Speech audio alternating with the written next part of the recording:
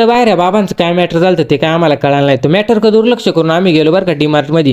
तर मला तसं काय घ्यायचं नव्हतं, पण मी गेलो मित्रांसोबत, मित्रांना घ्यायची होती बॅग आणि तेन.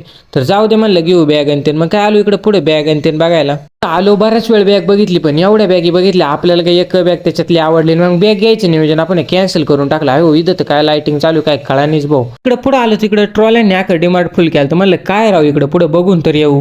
तर काय नव्हतं इकडे पुढे, मला तर काय नाही दिसलं, पण बारकं बाळ दिसलं बा बसलं होतं ट्रॉलीत मस्त. तर म्हणलं जाऊ दे चला आपल्याला आलोय तर एखादा चष्मा विस्मा तरी बघू आल्या सरजी. तर मित्रांना विचारत राहू मला सांग एखादा चष्मा कांता भारी ते सांगच तोवर त्यावर 2-3 आपण बघू आपल्याला कंत भारी वाटत. तर मी 2-3 बघितलं. त्याने मला एक असा चष्मा दाखवला का अँटिक चष्मा.